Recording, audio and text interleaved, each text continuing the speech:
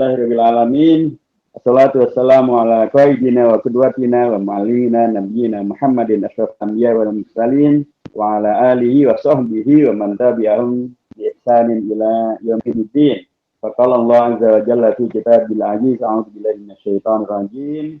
Alam tara anna Allah anzala minas sama'i ma'an fa akhrajna bihi thamaratin mukhtalifan alwanuha wa minal jibali judadun bidun wa humrun mukhtalifun alwanuha wa gharabibu sud wa minan nasi wad dawabi wal an'ami mukhtalifun alwanuhu kadzalik innama yakhshallaha min ibadil ulama innallaha azizun ghafur. Wa qala Rasulullah sallallahu alaihi wasallam innama bu'ithu mu'alliman wa khairukum man ta'allama al-Qur'ana wa 'allamahu. Sadaqallahul azim wa sadaqa rasuluhu an-nabiyul karim wa nahnu 'ala dzalika minal mu'minin. Yang saya hormati keluarga besar daripada Sekolah Tinggi Ilmu Tarbiyah Ihsan Fikr, Ustaz Haji Jamaluddin BA, Pembina Yayasan dan Pembina Yayasan Tarbiyatul Mukmin, dan kemudian juga Ustaz Anas Aziz, Ketua Yayasan Tarbiyatul Mukmin, Ketua Sekolah Tinggi Ilmu Tarbiyah Ihsan Fikr, Ustaz Ahmad Kasban Syarqawi LC-MSI, para dosen, para ustadz, para mahasiswa-mahasiswi, keluarga besar daripada Ihsan Fikr yang semuanya saya hormati, dan juga tentu keluarga besar daripada almarhum Bapak Yusuf Asy'ari hafizahullah wa rahimakumullah jami'an. Dan untuk mengenang jasa dan perjuangan amal soleh daripada Ustaz Yusuf Asy'ari, kita oleh Al-Quran dan Rasulullah diajarkan untuk menghormati, terima kasih dan menyampaikan yang sebaik-baiknya bagi siapapun yang telah berbuat baik kepada kita semuanya. Marilah kita bacakan dan kita doakan untuk almarhum Ustaz Yusuf Asy'ari. Semoga karenanya semua yang beliau lakukan menjadi amal soleh, yang beliau wariskan, yang beliau wakafkan menjadi sedekah jariyah yang amalnya terus beliau, yang nilai pahalanya beliau terima sampai Allah memasukkannya ke surga nanti. Dan keluarga yang ditinggalkan dan kita semuanya selalu tabah bisa istiqomah melaksanakan amalah dan segala dakwah yang telah beliau lakukan.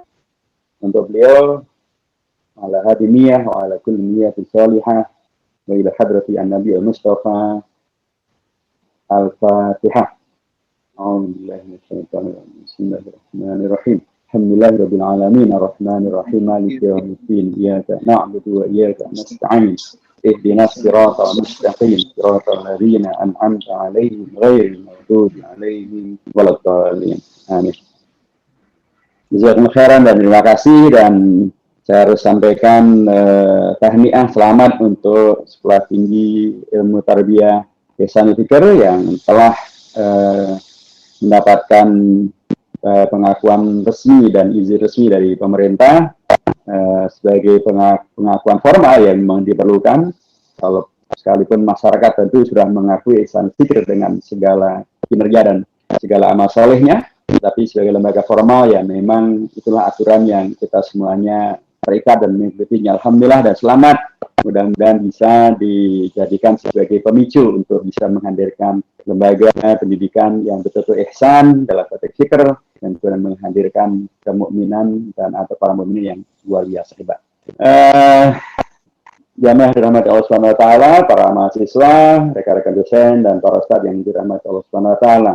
Tema yang saya dimintakan untuk menyampaikan pada siang hari ini terkait dengan peran strategis perguruan tinggi agama Islam di dalam menjaga NKRI. Dan tidak demikianlah halnya, di sana ada peran strategis, di sana ada perguruan tinggi Islam, di sana ada NKRI. Maka saya ingin memulai dengan membacakan pernyataan yang luar biasa dari seorang tokoh yang menjadi Tunggal, satu dari dua tokoh bangsa yang mewakili bangsa Indonesia membacakan atau mendeklarasikan teks proklamasi kemerdekaan Indonesia. Beliau bukan dari Jawa memang, tapi beliau juga masih keturunan dari para kiai, para buya di sana di Padang atau di Sumatera Barat sekarang. Beliau adalah Dr. Andes Muhammad Hatta. Beliau sebagai seorang nasionalis, ya, karena memang beliau tidak masuk ke dalam partai Islam maupun ormas Islam. Tetapi beliau pada waktu itu dimasukkan oleh tokoh-tokoh bangsa yang memaksimalkan potensi dan kesempatan yang dibuka oleh Jepang untuk Indonesia merdeka. Maka para tokoh umat Islam memahami bahwa Indonesia merdeka tidak mungkin akan menjadi bagus kalau kita tidak siapkan sumber daya manusianya yang hebat-hebat. Karenanya mereka mendirikan sekolah tinggi Islam. Di situ ada tokoh-tokoh yang nanti yang bergabung di Masyumi, baik dalam konteks Jepang maupun Masyumi dalam konteks Partai Majelis Syuro Muslimin Indonesia. Di situ ada Kiai Haji Kahar Mudzakkir, alumni Al-Azhar, aslinya dari Jogja. Di situ ada Mr. Muhammad Rom, ahli hukum. Di situ ada Muhammad Natsir, seorang otodidak yang sangat ahli dalam ilmu keagamaan Islam dan sekaligus juga beliau tokoh dari Minang. Tiga tokoh ini mendirikan sekolah tinggi Islam. Tapi kemudian karena visi mereka untuk memperjuangkan Indonesia merdeka, NKRI yang tetap terjaga, meningkatkan kualitas sumber daya manusia Indonesia, maka beliau libatkan seorang tokoh sekalipun bukan dari Masyumi, sekalipun bukan dari tokoh partai Islam, bukan tokoh dari ormas Islam, maka beliau dan satu lagi Kiai Haji Wahid Hashim dari NU, beliau Kiai Haji Wahid Hashim, Kiai Haji Kahar Mudzakkir dari Muhammadiyah, Kiai Wahid Hashim dari NU, kemudian Muhammad Natsir dari Masyumi, kemudian Mr. Muhammad Rom juga dari Masyumi, ditambahkan juga lah, dimasukkan juga lah Dr. Andes Muhammad Hatta. Dr. Andes Muhammad Hatta ini adalah seorang tokoh dari Minang, di Tunggal, dan Dr. Andes itu adalah gelar waktu itu, gelar yang dikeluarkan oleh Universitas di Belanda sebagai seorang yang beliau adalah ahli ekonomi. Nah, bahkan beliau menjadi ketua yayasannya. Jadi ketua yayasan untuk sekolah tinggi Islam, perguruan tinggi swasta terbesar dan yang paling pertama kali berdiri di Indonesia itu ternyata adalah Sekolah Tinggi Islam. Itu berdiri pada 8 Juli 1945.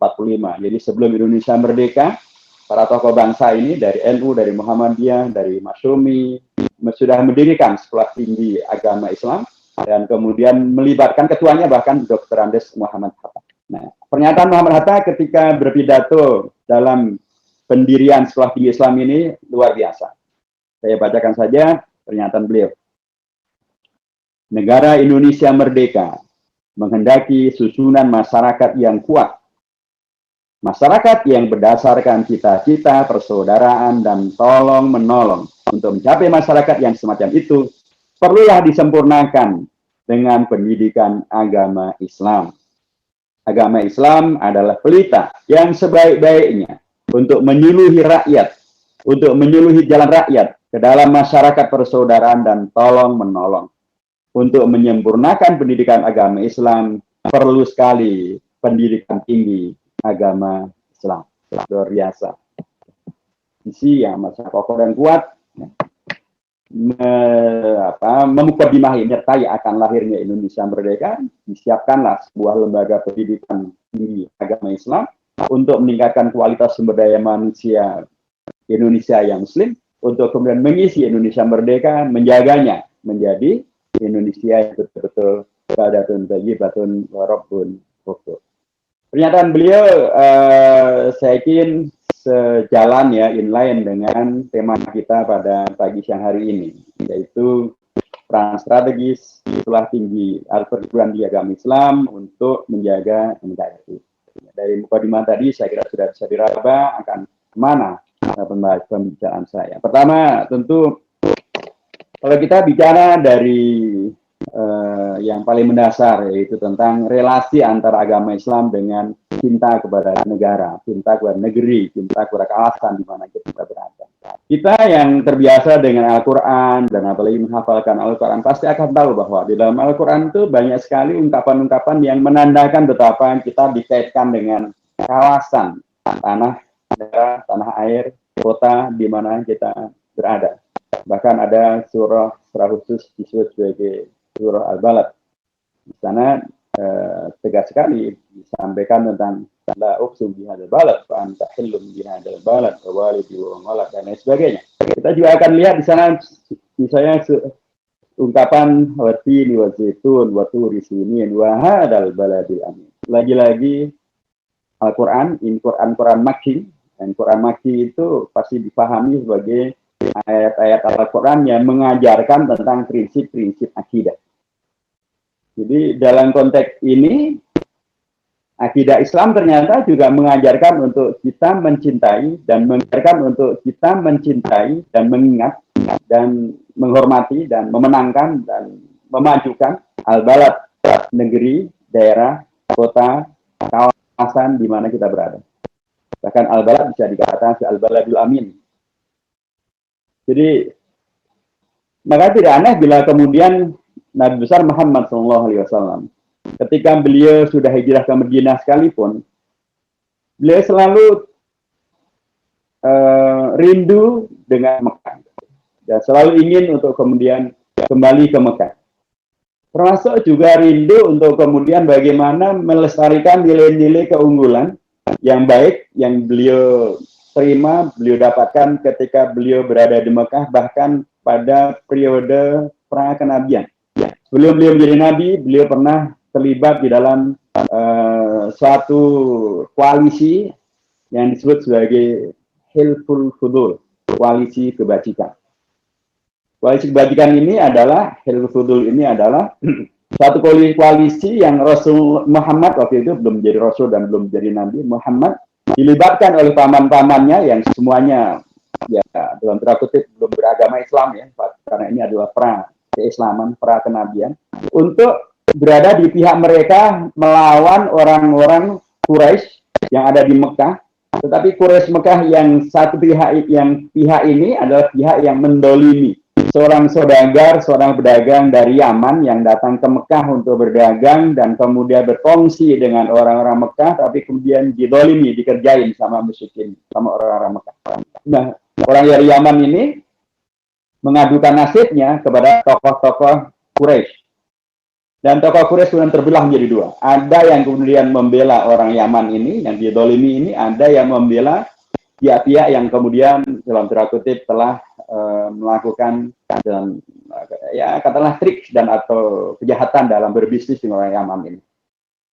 Nah, Rasulullah diajak untuk bersama dengan paman-paman beliau yang membela orang Yaman yang didolimi ini, dan Rasulullah mengikuti, ikut aktif dan memenangkan. Hilful Fudul mengalahkan koalisi kejahatan yang dilakukan oleh musyrikin Quraisy.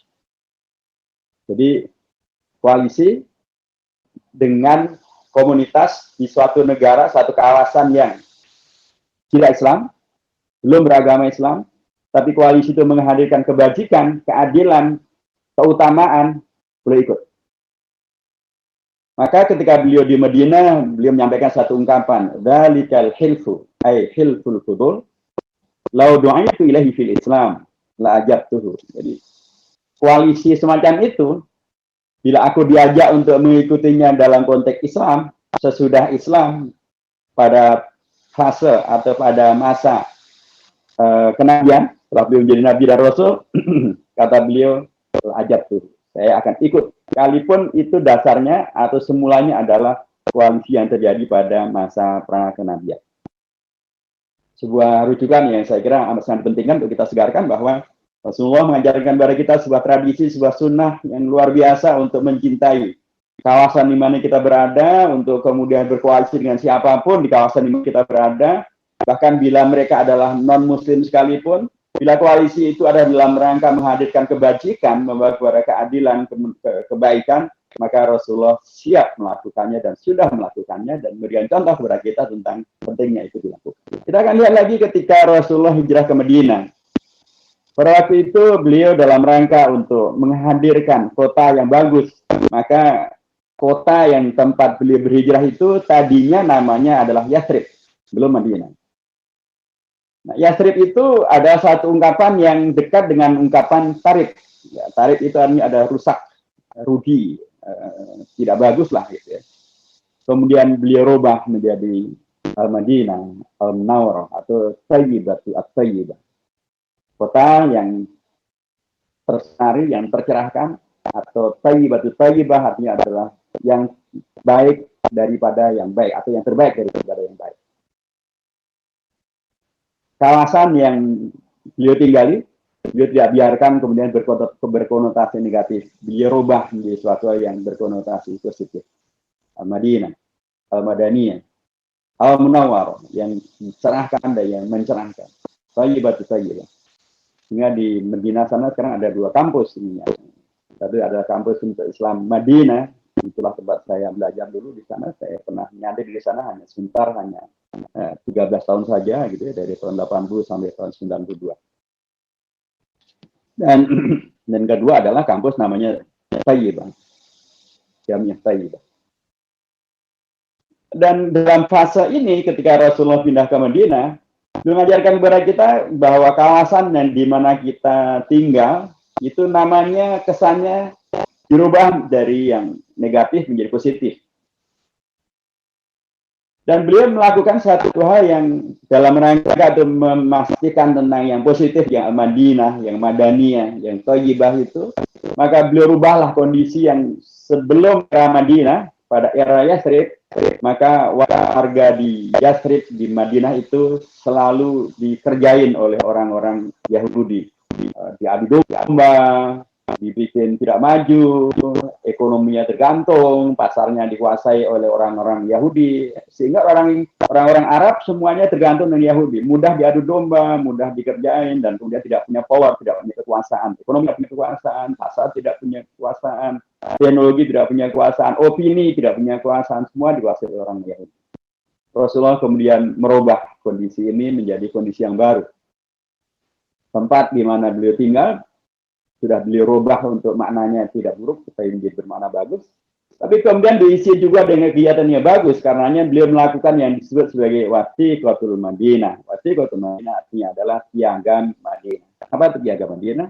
Piagam Madinah adalah satu komunike, satu kesepakatan yang disepakati oleh Rasulullah dan para muhajirin dan ansar yang muslim tentu, dengan orang-orang Yahudi dari segala suku yang ada di Yahudi, dengan orang-orang Arab non-Muslim dari segala suku yang ada di sana, dan mereka menyepakati satu piagam yang kemudian dalam konteks Indonesia sering disebut sebagai inilah Pancasilanya Indonesia.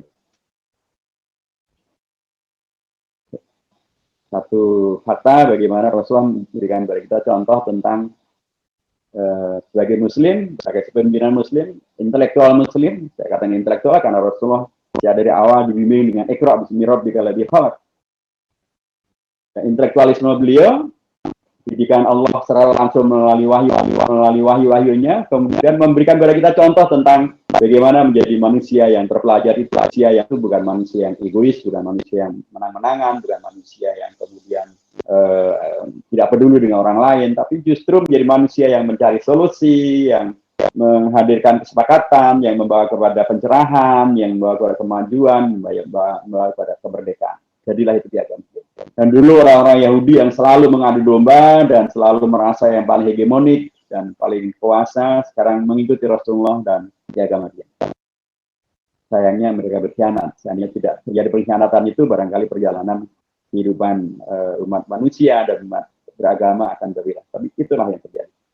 Baik, kita akan lihat nanti dalam perjalanan berikutnya bagaimana Rasulullah pada periode setelah beliau eksis betul dan kemudian beliau akan membebaskan Makkah dari kungkungan atau membebaskan Masjid Al-Haram Al-Makki, Masjid Haram di Makkah, membebaskan Ka'bah dari kungkungan patung-patung yang menghadirkan kemusyrikan.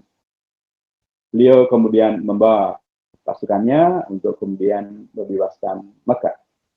Tapi kemudian terjadilah satu perjanjian damai di Al-Hudaybiyah.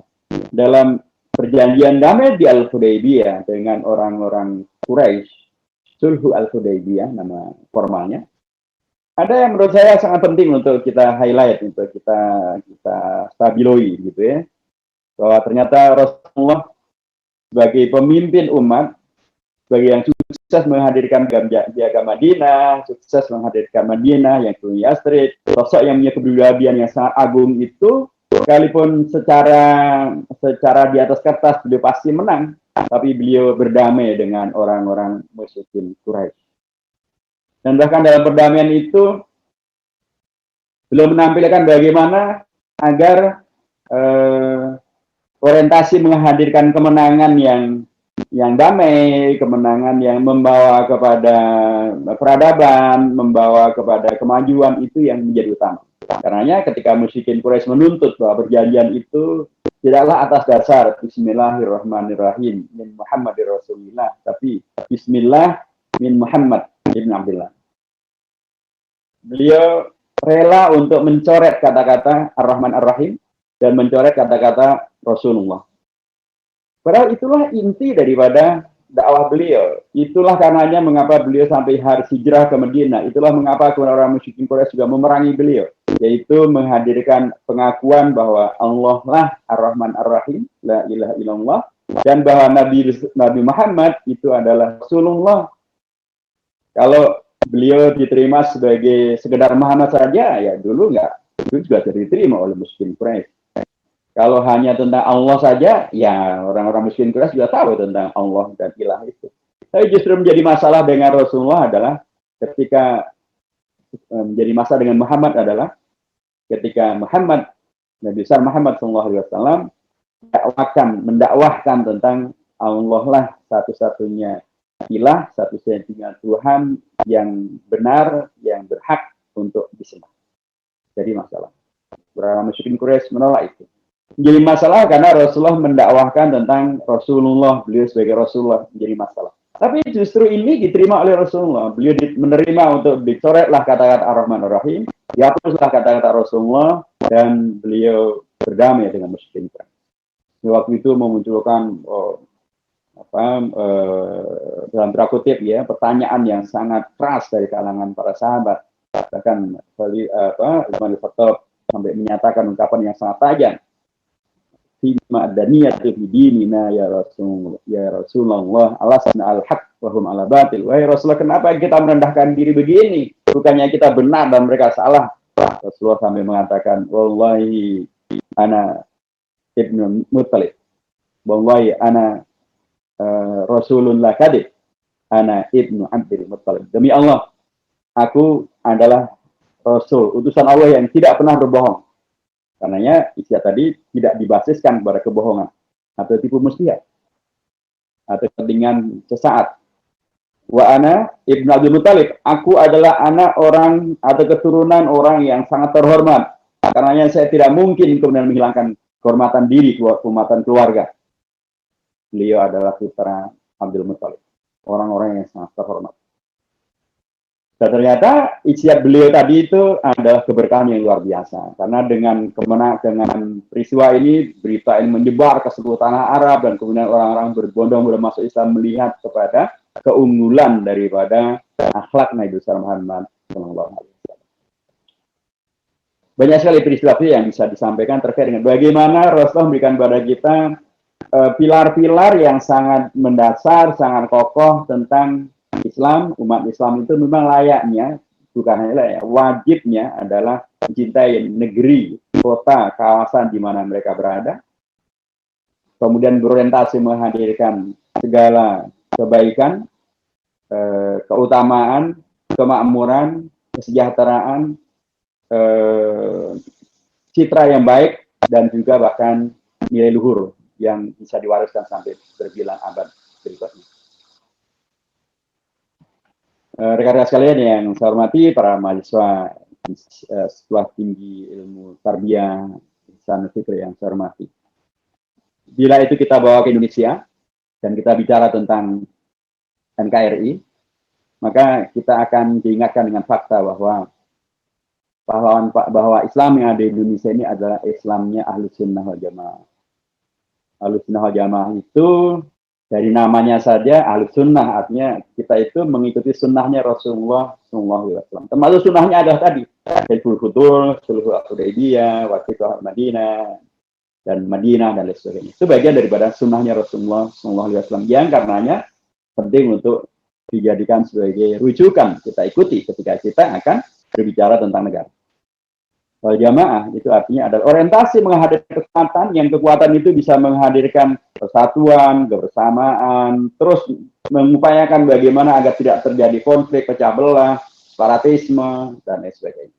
Termasuk karenanya dengan pendekatan ini maka para bapak bangsa, ibu bangsa, para founding fathers, para pahlawan-pahlawan bangsa itu betul-betul ingin mengenyahkan ya segala bentuk penjajahan.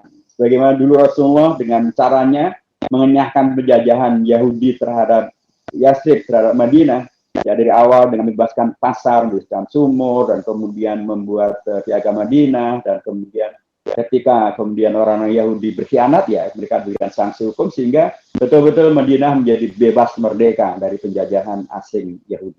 Itulah yang terjadi dalam konteks Indonesia. Kalau kita lihat dari sebagian besar daripada pahlawan bangsa itu adalah Muslim.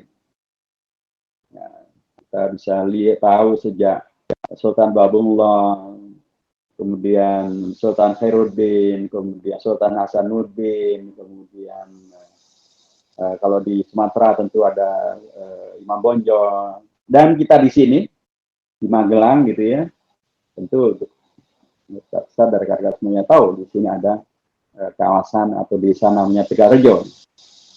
Itu dulu ada tempat di mana Pangeran Diponegoro bermarkas, tempat di mana kemudian dari situ beliau sadar karena semuanya sana namanya di mana dari situ penjajah Belanda dan perang Diponegoro yang disebut perang Sabil dari tahun 1825 hingga 1830 itu adalah salah satu perang yang mengakibatkan bangkrutnya VOC dan kemudian melemahnya penjajah Belanda untuk kemudian itu nanti pada ujung akhirnya nanti akan mengarah kepada keterbukaan untuk memungkinkan hadirnya Indonesia merdeka. Saya kira bagus juga kalau program daripada STIP adalah juga napak tilas gitu sampai ke Tegarejo. Gitu. Saya kira nggak jauh ya dari kampusnya STIP ke Tegarejo, minimal lebih dekat daripada kalau ke Jakarta. Bagus kalau diprogramkan untuk kemudian tadabur juga gitu ya, untuk kemudian mendapatkan pemahaman bagaimana beliau juga adalah seorang yang sangat terpelajar. Pangeran Diponegoro. Nanti kita akan lihat bahwa pada era kalau itu adalah pada era sebelum abad ke-20 ya, sebelum tahun 1900-an. Ketika sudah masuk ke abad ke-20 tahun 1900-an ke atas, maka perjuangannya para tokoh bangsa ini dalam rangka cinta bangsa dan negara berubah menjadi perjuangan melalui jalur politik, melalui jalur keormasan. Dan bahkan ormas yang pertama kali berdiri di Indonesia, namanya Jamiatul Khair, berdiri tahun 1901 itu, pada tahun 1903 dalam kongresnya, bagaimana pernah disampaikan oleh Sultan Hamengkubuwono ke-10, dan saya mendengar langsung dari beliau, Jamiatul Khair yang berdiri di Jakarta tahun 1901 itu pada tahun 1903 menyelenggarakan satu kongres umat Islam yang menyelenggarakan pertama. Salah satu intinya adalah menegaskan bahwa membiarkan tanah-tanahnya umat Islam dijajah oleh kafir Belanda, membiarkan Indonesia karenanya dijajah oleh kafir Belanda, hukumnya adalah haram. Dan Jamiatul Khair adalah satu organisasi pertama yang anggota-anggotanya itu nanti akan menjadi orang yang sangat luar biasa. Jamiatul Khair yang organisasi yang sangat mementingkan masalah sosial, termasuk juga masalah pendidikan, termasuk masalah dakwah. Anggota-anggotanya adalah orang-orang yang hebat-hebat. Anggotanya ada Kiai Haji Ahmad Dahlan. Nanti beliau akan menjadi anggota Budi Utomo dan nanti akan mendirikan Muhammadiyah. Anggotanya juga ada Kiai Haji Wahab Hasbullah yang nanti juga akan mendirikan Nahdlatul Ulama bersama Kiai Haji Hasyim Asy'ari. Anggota beliau ada juga namanya Haji Umar Said Dr. Aminoto yang nanti akan mendirikan Syarikat Islam yang merupakan guru daripada seluruh tokoh-tokoh bangsa. Bung Karno berguru pada beliau, Haji Agus Salim berguru pada beliau, dan lain sebagainya.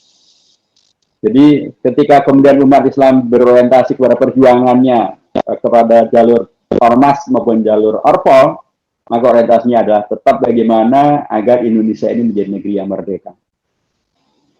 Maka tidak aneh bila kemudian Kiai Haji Ahmad Dahlan ketika mendirikan Muhammadiyah pun orientasinya tetap adalah bagaimana mencerdaskan bangsa. Saya kecerdasan itu nanti akan bisa menghadirkan sumber daya manusia yang terlibat langsung di dalam memperjuangkan Indonesia merdeka. Karena akan kita lihat sekalipun beliau Kiai Haji Ahmad Dahlan wafat tahun 1923, jauh sebelum Indonesia merdeka, tapi murid-murid beliau melanjutkan perjuangan menjadi anggota BPUPK. Di situ ada Kiai Haji Wahid Hasyim, Kiai Haji Mas Mansur, ada Ki Bagus Hadi Kusumo, ada Kiai Haji Karmi Takir, gitu ya.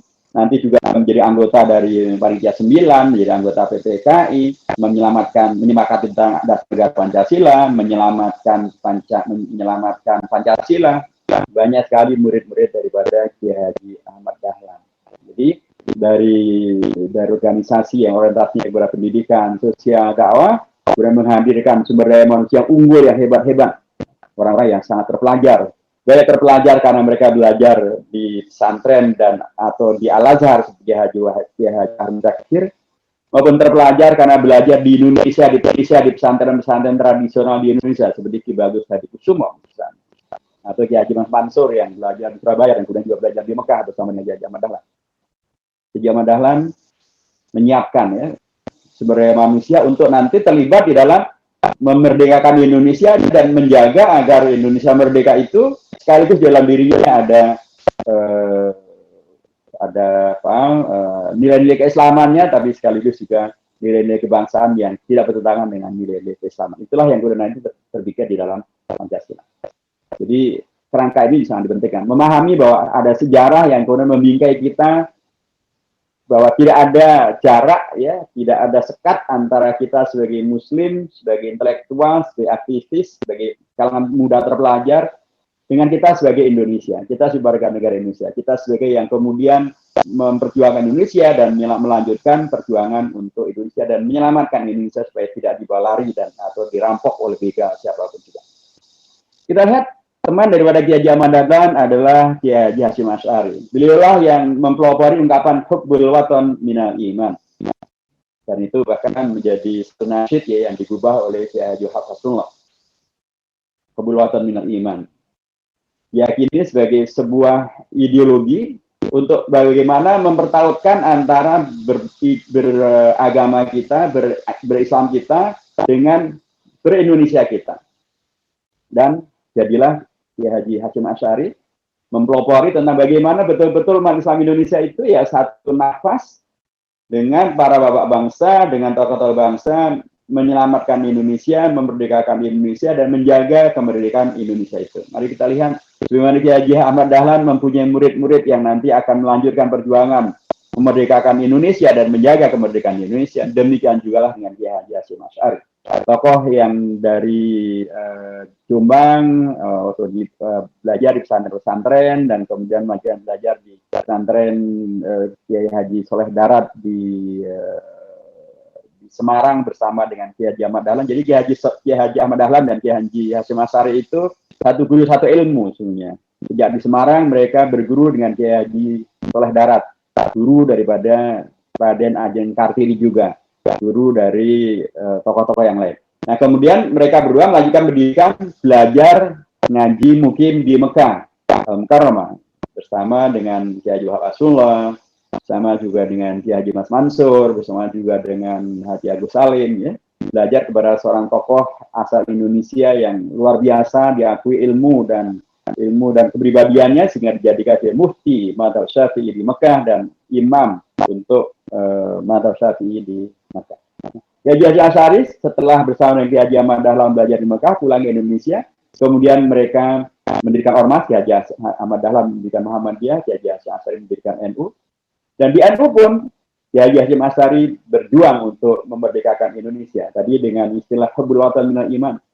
Dan nomor 2, terlibat langsung dengan menyiapkan sumber daya manusia, murid-murid beliau, anggota-anggota beliau untuk kemudian berjuang untuk memerdekakan Indonesia, menjaga Indonesia merdeka supaya tidak dijajah lagi oleh Belanda, termasuk untuk kemudian menyelamatkan Pancasila dan juga tentu NKRI.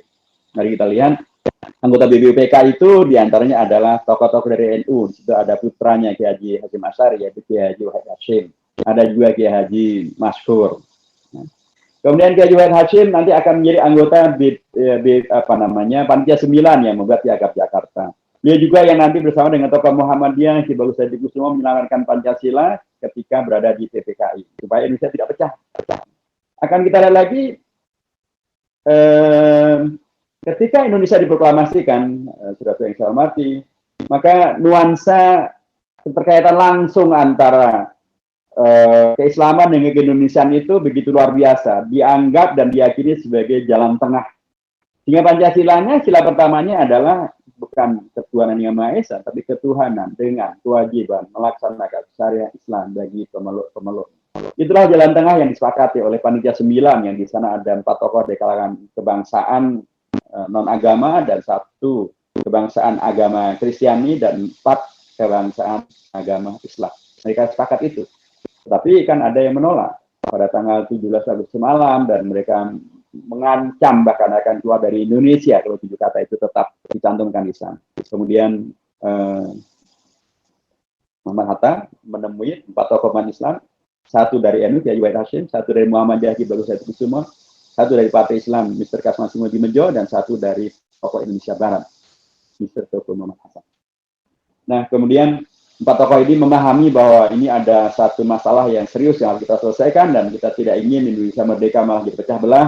Masalah terbesar dari Indonesia adalah kalau kita bersatu, dan kemudian diterimalah usulan itu dirubah menjadi ketuhanan yang Maha Esa. Tetapi dengan sebuah penegasan dari Ki Bagus Hadikusuma bahwa yang dimaksud dengan yang Maha Esa adalah tauhid, adalah akidah.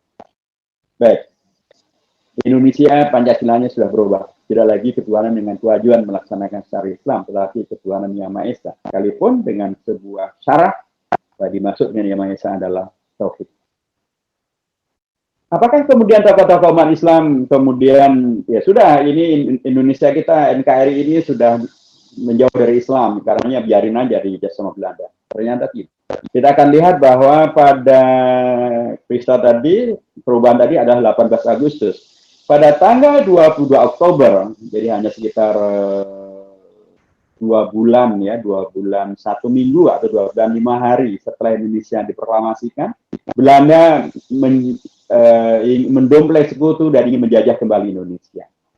Nah, bila kemudian NKRI sudah bukan yang diinginkan umat Islam, maka perkiraan saya mustahil para ulama mau untuk kemudian tetap memperjuangkan di Indonesia. Tapi ternyata Kiai Haji Hashim Asy'ari mengumpulkan para ulama di Jawa Timur dan Madura, dan kemudian dari Surabaya yang buat fatwa yang disebut dengan resolusi jihad dikumandangkan tanggal 22 Oktober, yang isinya adalah yang pertama adalah membela dan mempertahankan kemerdekaan Indonesia, diproklamasikan tanggal 17 Agustus dari kemungkinan dijajah kembali oleh Belanda. Hukumnya adalah fardu ain, dan tentu mahasiswa STIP Nisan Fikir paham makna daripada fardu ain bagi mereka yang berada di masa satu pasar di Surabaya dan sekitarnya. Dan siapapun yang meninggal, gugur dalam perjuangan mempertahankan kemerdekaan Indonesia dari kembali oleh Belanda, kafir Belanda, hukumnya adalah dia mati syahid sebagai syuhada. Dan siapapun yang mengkhianati perjuangan bangsa dengan logika ini, maka dia boleh dihukum mati. Ini menghadirkan sebuah heroisme yang luar biasa. Para santri nanti berlaskar santri, laskar sabidillah, laskar mujahidin, dan bahkan kalangan muda di bawah pimpinan Bung Tomo akan menggelorakan perjuangan RRS Surabaya, dan kemudian menegakkan Allahu Akbar, Allahu Akbar, Allahu Akbar, merdeka. Dan pada tanggal 10 November dikalahkanlah Belanda sekutu, dan bendera merah putih biru diturunkan, dikerek turun, dan kemudian birunya dicopot, disobek, dibuang ke tanah, dan kemudian merah putihnya disebarkan ke tanah. Jadi Kiai Haji Hashim Asy'ari dengan hubul watan minal imannya itu bahkan memfatwakan ketika Indonesia berubah menjadi ketuhanan yang Maha Esa, fatwanya adalah wajib fardu ain mempertahankan kemerdekaan Indonesia dari kemungkinan dijajah oleh Belanda. Ini yang juga nanti akan berlanjut di tokoh-tokoh Islam yang lain. Nanti di Jogja tanggal 7 November ada Kongres Umat Islam yang pertama. Jogja tentu mayoritas beragama, organisasinya adalah Masyumi atau Muhammadiyah gitu ya, dan kemudian mereka ternyata mendukung fatwa jihadnya Kiai Haji Hashim Asy'ari. Dan nanti Mei tahun 1946 betul pengurus besar Muhammadiyah membuat perintah begitu ya, kalau di Surabaya namanya resolusi jihad, fatwa jihad, maka di Jogja perintahnya adalah amanat jihad, yaitu kita umat Islam harus berada di garda terdepan mempertahankan Indonesia merdeka dari penjajahan. Jadi dari pendekatan ini rekan-rekan sekalian menjadi sangat jelas bahwa umat Islam memang oleh para tokoh bangsa, oleh para ulama, oleh para aktivis, oleh para politisi Islam gitu ya, para terdidik umat Islam diberikan sebuah guidance bahwa Indonesia kita ini adalah warisan perjuangan mereka. Mereka yang belajarnya sama di Al-Azhar, belajar di pesantren-pesantren, mereka aktif di Ormas, mereka aktif di Parpol, mereka satu kata.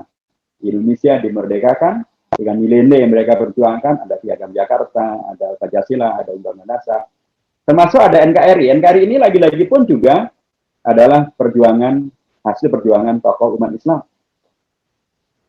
Jadi pada tanggal 18 Agustus tahun 45 disepakatilah oleh PPKI Undang-Undang Dasar 45. Dalam Undang-Undang Dasar 45 itu di bab 1 pasal 1 ayat 1 ditegaskan tentang Indonesia yang kita dirikan itu bukan negara bentuknya kerajaan, bukan juga negara federal, tapi adalah negara kesatuan Republik Indonesia.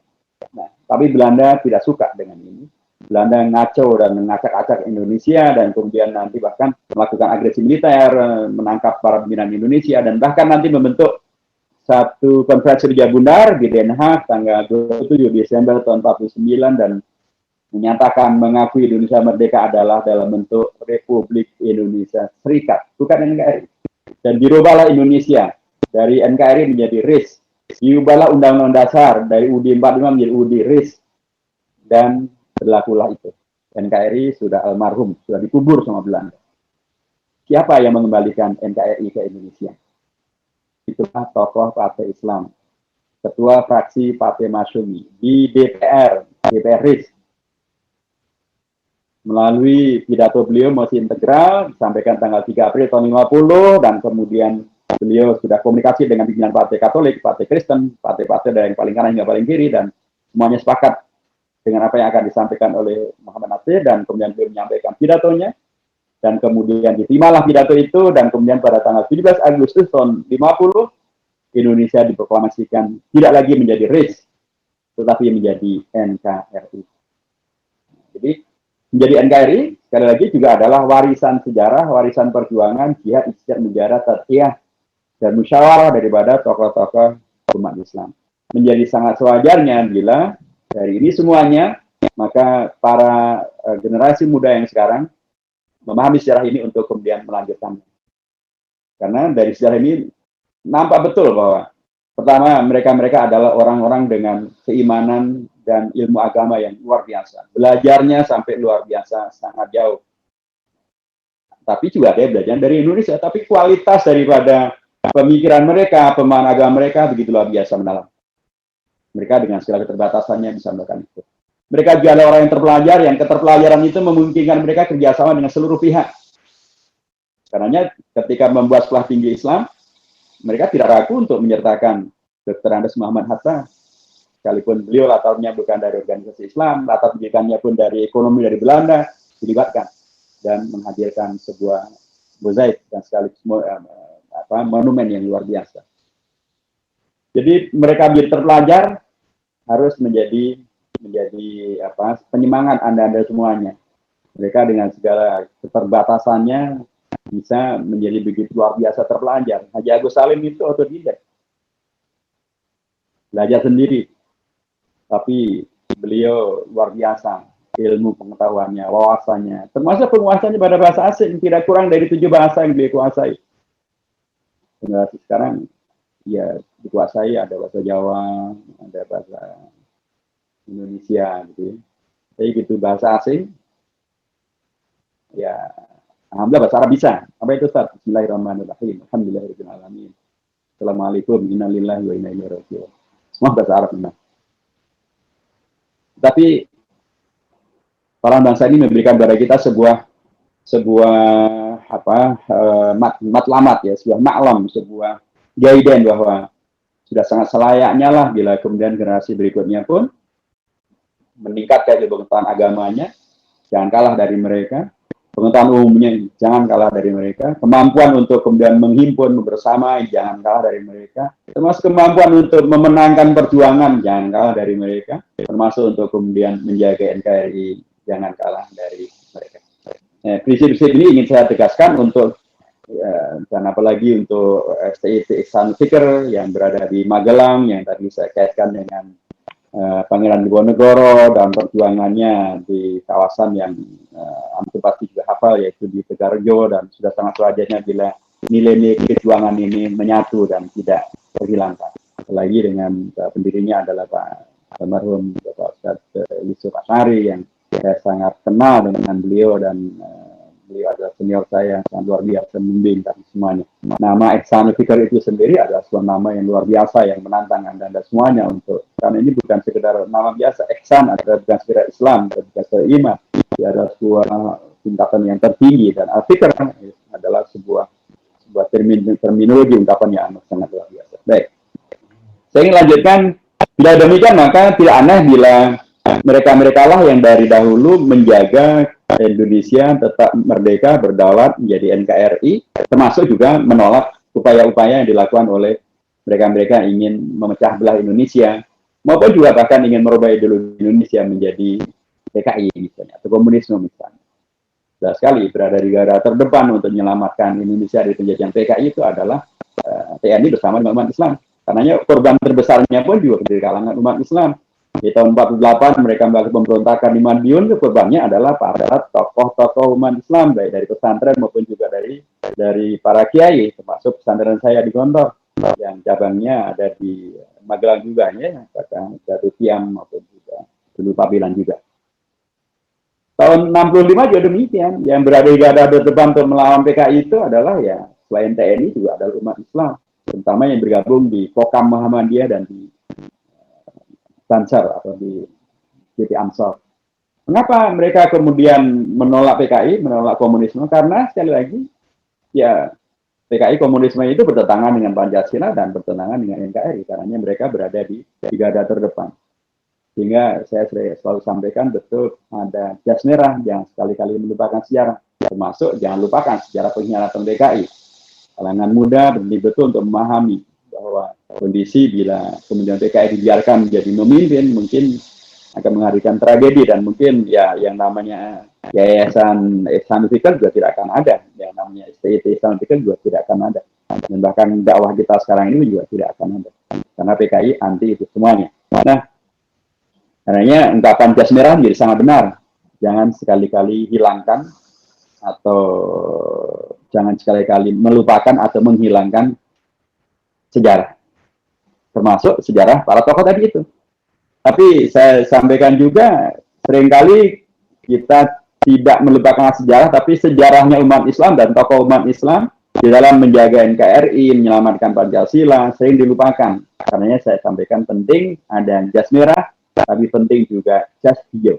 Apa itu jas hijau?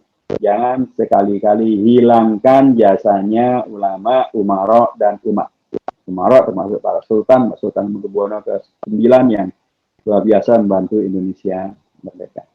Nah, dengan latar sejarah ini, saya berharap kita mempunyai satu pijakan yang kokoh dan kuat untuk meningkatkan kualitas diri, sumber daya manusia Muslim, para mahasiswa, mahasiswi, para dai, para ustadz, untuk meningkatkan kualitas mereka, kualitas ilmunya, kualitas ilmu agamanya, kualitas ilmu umumnya, kualitas ilmu sejarahnya, kualitas sosialnya, kualitas kemampuan untuk berorganisasinya, kualitas penyelesaian masalahnya menjadi penting untuk ditingkatkan. Jas merah dan juga jas hijau. Supaya apa? Supaya melanjutkan warisan-warisan sejarah dan menjaga warisan sejarah yang telah dicontohkan oleh Rasulullah, termasuk juga oleh para bapak bangsa dan para tokoh-tokoh bangsa yang namanya tadi saya sebutkan. Bila itu dilakukan, maka sesungguhnya kita sedang melakukan langkah-langkah strategis untuk kemudian memaksimalkan peran daripada perguruan tinggi Islam untuk menjaga NKRI. Karena kalau kita tidak mempunyai pemahaman sejarah yang kokoh dan kuat semacam tadi yang saya sampaikan, maka saya khawatir kita selalu berada dalam kegamangan untuk berjuang dalam konteks Indonesia, dalam konteks NKRI itu akan muncul gamang, kan apalagi belakangan selalu ada yang mengajak untuk sedikit-sedikit kita. Ya, kita akan ketemu nanti orang akan mengatakan Republik itu bid'ah. Mengapa? Karena tidak ada pada masa Rasulullah. Demokrasi bid'ah. Mengapa? Karena tidak ada pada masa Rasulullah. Ya betul, memang demokrasi tidak ada pada masa Rasulullah. Republik juga tidak ada pada masa Rasulullah. Justru kalau ada malah pertanyakan kalau memang tidak ada. Tapi pertanyaannya adalah apakah otomatis segala yang tidak ada pada masa Rasul otomatis menjadi bid'ah dhalalah wa kullu dhalalatin finnar? Kalau demikian pastilah tidak ada yang bikin sekolah, tidak ada yang bikin pesantren, tidak ada yang bikin radio, tidak ada yang bikin TV. si kawan-kawan yang juga membid'ahkan itu juga mereka bikin sekolah, mereka bikin yayasan, mereka bikin pesantren, mereka bikin radio, mereka bikin TV. Kalau ditanyakan pada mereka, apakah dulu Rasulullah waktu berjuang pakai radio, pakai TV, pakai yayasan? Kalau mereka berani mengatakan ya, ya mereka berbohong. Ya tidak pakai lah. Nah kalau tidak pakai, apakah kemudian yayasan radio, TV, dan lain sebagainya itu adalah bid'ah dan dolalah? Kalau mereka mengatakan ya, lu ke antum pun bikin. Kalau mengatakan tidak, ya apa bedanya? Yayasan, radio, dengan republik, dengan demokrasi, semuanya sama. Semuanya adalah wasilah mubahah ya, yang masuk dalam kategori sebagai kul al-aslu fil asya'i al-ibahah illa ma dalla ad-dalil ala khilafi. Segala sesuatu itu prinsipnya adalah boleh, kecuali ada dalil mengatakan tidak boleh. Nah, kalau dalam konteks ibadah, al-aslu fil ibadah at-tahrim illa ma dalla ad-dalil ala khilafi. Demikianlah dalam usul fikihnya. Kalau yang terkait dengan ibadah itu prinsipnya adalah tidak boleh dulu kecuali ada dalil mengatakan boleh.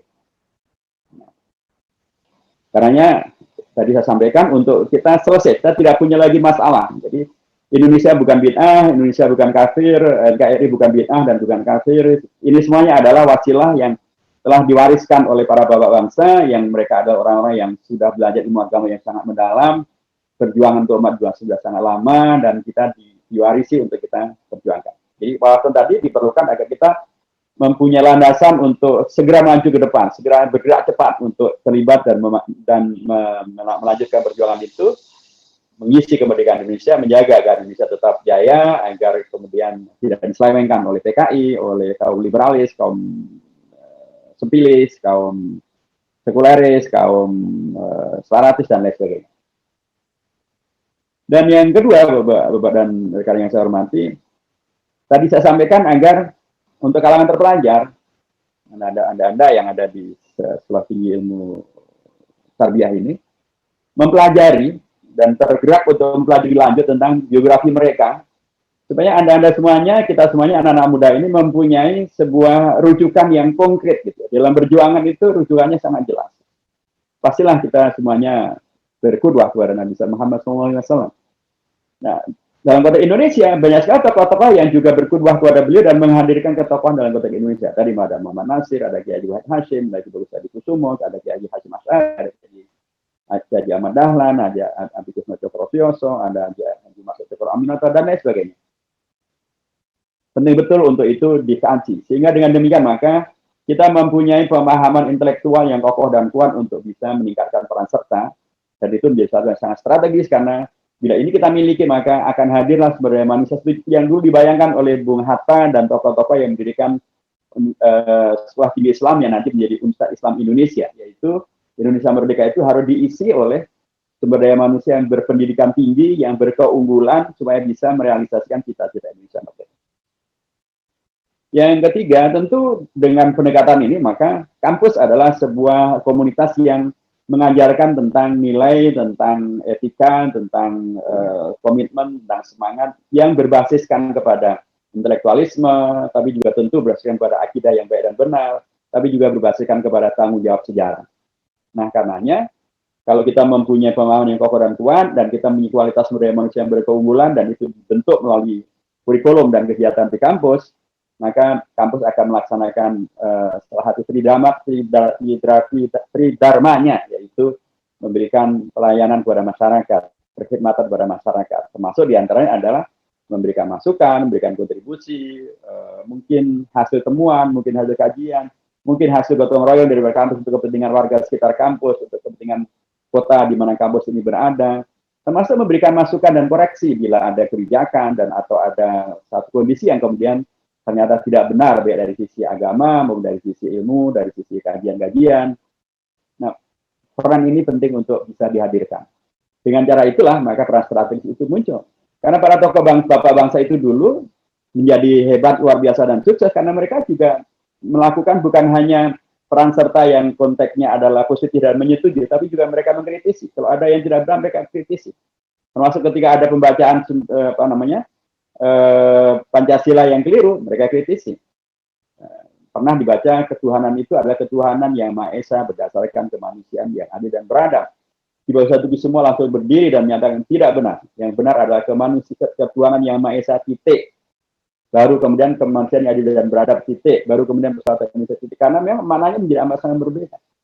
Jadi menghadirkan manusia-manusia yang kritis, tetapi berbasiskan kepada tadi mengikuti Rasulullah, mengikuti Kiai Haji Hashim Asy'ari, Kiai Haji Ahmad Dahlan, Muhammad Natsir, Bung Karno, Bung Hatta, itu insya Allah akan memberikan manusia yang kritiknya ada kritik bertanggung jawab, intelektual, solutif gitu ya kata Tejo itu, dan kemudian menghadirkan segala yang membawa kepada bukti tentang perguruan tinggi Islam tetap bisa berperan secara strategis, bagaimana pernah disampaikan oleh Bung Hatta dan tokoh-tokoh yang lain.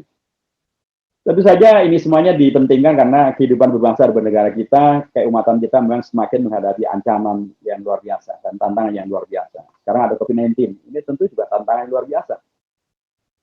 Kalau kita tidak sikapnya dengan sangat baik, ya bisa jadi musibah ini tidak hanya terkait dengan bencana darurat kesehatan, bisa jadi darurat akhlak, darurat moral. Betapa banyak sekarang kejadian-kejadian akibat dari COVID-19 ini, maka moralitas pun menjadi bejat ya. Hubungan antara bapak anak, ibu anak, bahkan dalam keluarga, betapa banyak sekali kejadian-kejadian yang sangat-sangat tidak bermoral. Kalau kita tidak keluar dengan baik COVID-19 ini, bisa jadi malah bukan hanya darurat moral, tapi bahkan darurat akidah. Karena orang kemudian bertanya tentang kebenaran agama, kebenaran Allah, kebenaran kitab suci gitu ya. Ini semuanya tentu lebih berat dampaknya ketimbang sekedar darurat kesehatan. Karenanya menghadirkan manusia-manusia unggulan itu akan kemudian bisa menghadirkan kemampuan untuk mengatasi tantangan-tantangan dan ancaman-ancaman yang ada. COVID-19 misalnya, justru bisa dijadikan sebagai sarana bukan untuk memecah belah umat, bukan untuk menggerus akidah umat ataupun moralnya umat, tapi justru meningkatkan sumber daya manusia umat dari sisi kemampuan untuk melakukan penelitian, menemukan vaksin, daya bertahan, menghadirkan ta'awun 'alal birri wat taqwa, kerjasama sosial, saling membantu, saling menguatkan, membuktikan tentang, karena COVID-19 ini juga sebenarnya malah mengingatkan tentang bahwa betapa agungnya Nabi Muhammad, betapa agungnya Islam, karena inilah agama dengan tokohnya yang sejak 14 abad yang lalu sudah memperingatkan tentang masalah semacam ini dan bagaimana mengatasinya. Social distancing itu dari beliau, adanya upaya untuk tetap menghadirkan jiwa yang tidak nervous, tidak gundah gulana juga adalah beliau. Gitu seterusnya. Juga akan kita lihat bahwa ekonomi umat juga memang berat, ya. Apalagi di COVID-19 ini. Negara pun juga utangnya semakin membanyak sekarang. Dia adalah negara yang dengan utang terbanyak sepanjang sejarah Indonesia. Dan utang adalah satu hal yang akan bisa menjerat kada faktuan yakuna kufran, karena itu doa kita setiap hari juga naudzubillah min walabati daini wa qahri rijal, karena memang ada satu kondisi di mana sekarang ini dikembangkan oleh negeri China kesempatan untuk berutang sebanyak-banyaknya, tapi kemudian nanti kalau tidak bisa membayar utang, maka beberapa negara sudah mengalami kemudian kedaulatan negara itu diambil oleh China, ekonominya diambil, mata uangnya tidak lagi mata uang aslinya, gitu. Proyeknya kemudian diambil oleh China sehingga pelabuhan-pelabuhannya pun juga menjadi milik China, gitu terusnya. Jadi, ini tentu juga tantangan yang harus bisa diatasi dan akan teratasi ketika tadi sumber daya manusia di kampus-kampus Islam, perguruan tinggi Islam, orientasinya seperti tadi, kemampuan bahkan untuk menghadirkan seorang Dr. Andes Muhammad Hatta, menghadirkan tokoh-tokoh yang hebat dalam bidang ekonomi untuk kemudian bisa menyelesaikan masalah bersama dengan tokoh-tokoh umat Islam. Juga kita akan lihat misalnya dalam kondisi ini, kemarin RUHIP misalnya, itu ada satu gambaran tentang bagaimana ada upaya untuk terus menggerus ketuhanan Yang Maha Esa, untuk melupakan orang dari ketuhanan Yang Maha Esa, untuk tidak mementingkan sila ketuhanan Yang Maha Esa, untuk melupakan tentang TAP MPRS nomor 25 tahun 66 tentang larangan PKI. Dan ini sangat bertemu dengan ide liberalisasi, Islamofobia, termasuk juga hal-hal yang kemudian terkait dengan COVID-19 yang saya sebutkan di depan.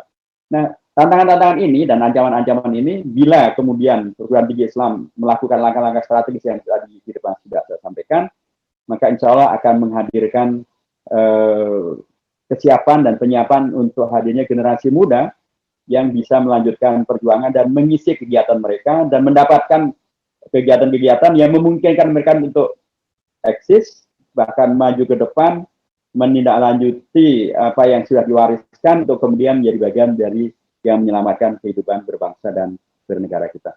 Terima sekali Bapak dan rekan-rekan yang saya hormati, karena waktu kita sudah hampir habis ya, saya kasih saya sampai jam 11.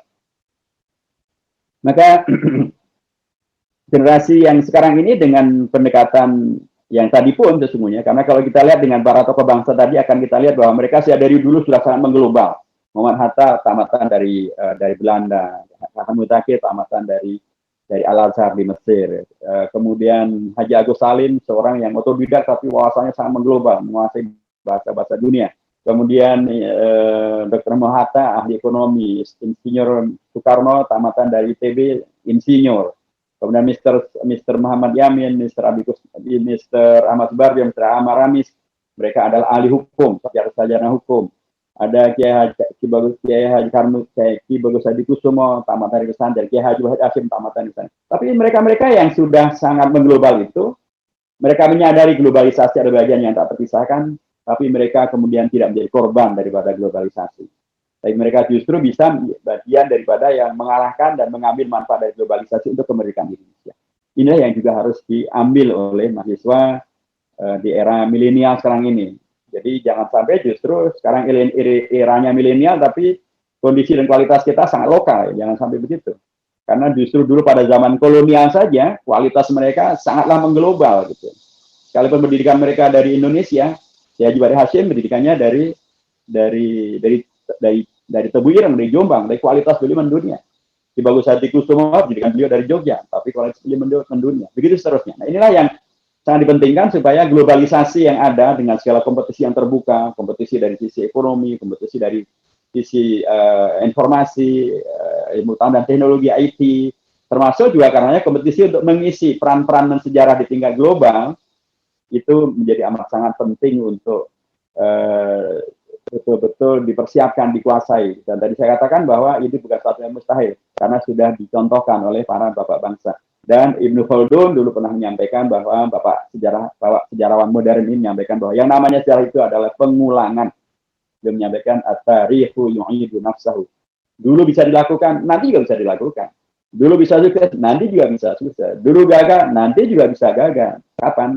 Bila sebab-sebabnya, faktor-faktornya diulangi kembali. Faktor sukses dulu akan bisa menjadi faktor sukses berikutnya kalau diulangi sebab-sebabnya. Faktor gagal dulu akan menjadi gagal berikutnya diulangi kembali gagal-gagal. Tentu karenanya sebagai perguruan tinggi yang berorientasi pada tarbiyah dari Ihsanul Fikr, tentu yang akan diulangi bukan gagalnya, bukan salahnya, tetapi keunggulan-keunggulannya, kebaikan-kebaikannya, sunnah hasanahnya, dan itu semuanya ada bagian yang sangat penting untuk selalu bisa kita segarkan dan bisa kita hadirkan.